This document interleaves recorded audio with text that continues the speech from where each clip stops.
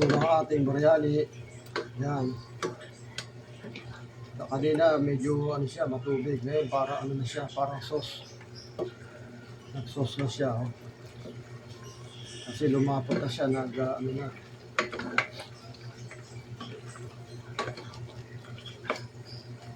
Nag-extract na yung sauce sa chicken. So malambot na siya.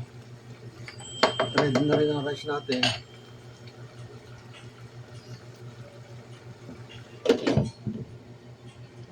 Papaigayin pa natin ng konti.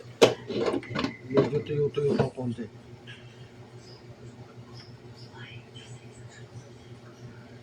Pwede na rin niya kasi ano na eh. Half cook lang yung rice natin eh.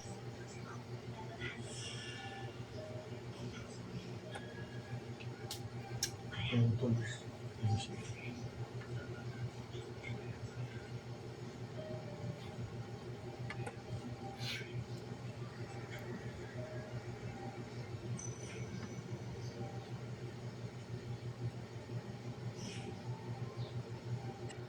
Yan, luto na ang ating biryani.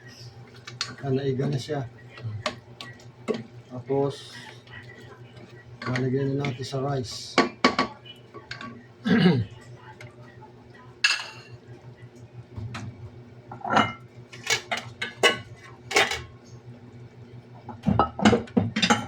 Lalo yung tasa natin.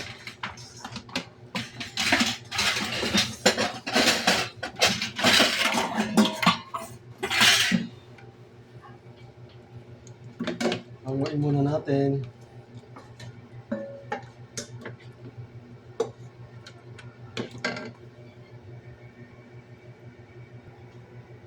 Nasabi na natin ang kanin dito.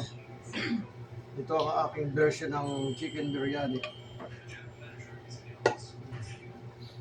Hindi na siya i-alternate. Todo na siya. Half cook lang yung kanin. Nakita nyo? Medyo ano pa oh.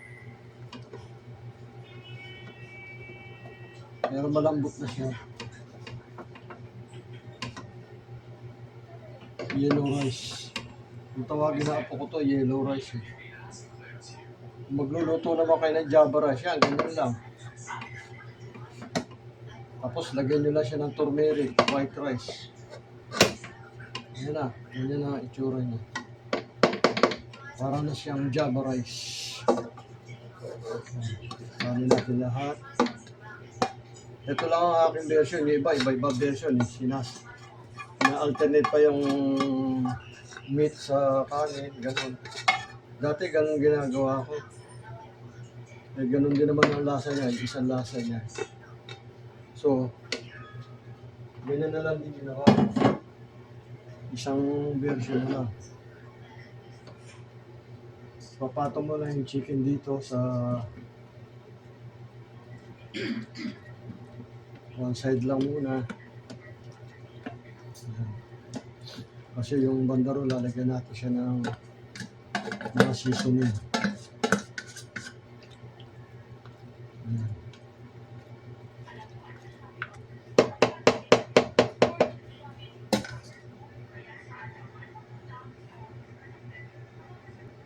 Lagyan din natin siya ng konting raisins. Yan.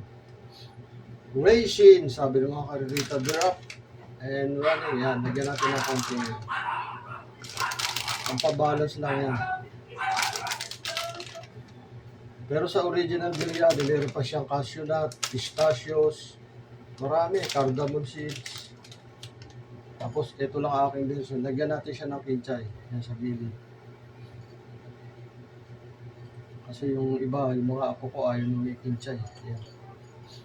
Tapos si-simmer natin ng 1 to 2 minutes yan. Although luto na yung kanin, yan, tatakpan natin siya. Lulutuin natin siya ng 1 to 2 minutes. Okay, nagit yung ano, pagluluto. Mamarinate muna. Part 1, part 2 to ng video ko kasi naputol eh. Galaw ko eh. Standby lang tayo. Luto na yan. Iininin na lang. Yan. Naiga na siya. Ito na ang aming biryani. Thank you for watching.